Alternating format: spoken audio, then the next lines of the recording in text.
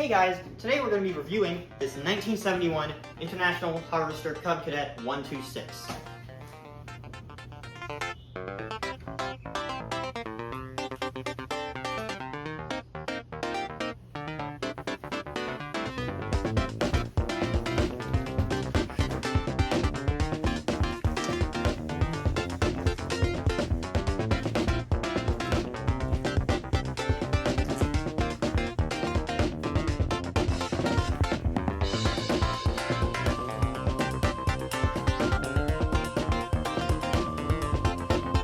Okay, so this is a 1971 Cub Cadet 126, and they're actually very rare. They only made about 5,500 of them, somewhere around there. So this is rare, and it's also one of the last ones they made because it's 71. But in the front here, you've got a grille and the Harvester logo. Right here is where you could have had optional headlights, but instead someone installed this spotlight that's aftermarket. It doesn't work. We also have this big, huge counterweight here. I'm pretty sure this is what this whole thing is meant to be because it's thick cast iron. But yeah, and then it's also got this weird like steer suspension where the entire frame basically pivots off the front axle. It's kind of weird. But yeah, then over here we've got, you know, International Cub Cadet 126, and we got our step panel here. Got really old tires on this thing. Reflective rear reflectors. Tow hitch, serial number and model number and all that.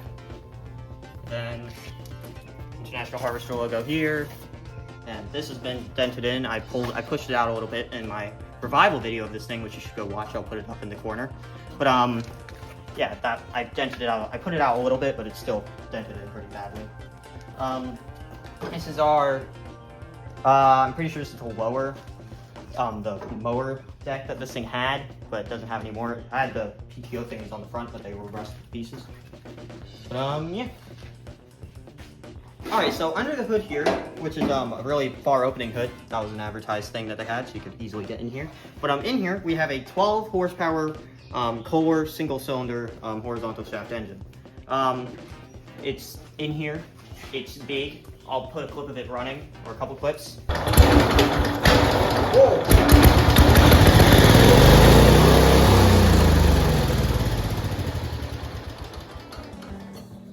It's got a generator on here, but it's a 12-volt generator, so you know that's interesting. Muffler here. It's also got another aftermarket thing here, a horn, which also doesn't work because the wiring is all messed up. But yeah, got a newer carburetor, which I installed in that same video I mentioned earlier, and newer fuel line and all that. And then battery, which is dead, even though I installed in that video. I don't know what happened. But then yeah, under here you can see the shaft that runs to the transaxle back here, which we'll talk more about later. And on the front here you can see our PTO, which would have run the blade, which you can activate it by using this lever here to go like that, and then that engages your PTO, and then do that to disengage it. But yeah. All right, so under here we have our transaxle, which I'm pretty sure is a 4-speed. Yeah, 4-speed if I remember correctly. We also have disc brakes, which makes it more advanced than most cars at the time. But yeah, this is the transaxle under here. It's got tow hitch on it, which the tow hitch place where you put it is original, but the tow hitch isn't original, so we'll put that on later. Yeah, this transaxle is actually just, apparently they're really heavy, and really heavy duty. But yeah. Okay, so here we have the quote-unquote interior, with our really messed up seat, and under our seat we have a toolbox, which was advertised when they were selling these things. I'm amazed it's not rusted out. The seat is though. But here we got our steering wheel, which with the once clear thing with the International Harvester logo in there. Got our shifter, so you know you can shift your gears. So I think that's neutral. There we go. And then choke, which is broken. Throttle, which is broken. I'm pretty sure this was a horn button that someone added on later on. Doesn't do anything. This is pretty sure this would have been where the lift switch would have gone if someone actually got one of these with a lift, but instead this is a headlight switch that someone added in aftermarket. We also have this really cool dash, which I'm pretty sure would have actually been blue, if I'm remembering correctly. But I don't know if that's true. But yeah, then also over here we have the thing. Actually, I think I already talked about that. This lifts the blade up and down, if it had one. This would have been where we could have had a creeper drive installed, which, creeper drive, I'm pretty sure. So then you could have a lower version of each gear if you wanted a more torque.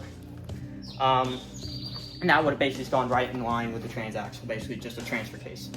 But yeah, then there was one more thing I wanted to talk about. What was it? I don't remember, so that doesn't matter anymore.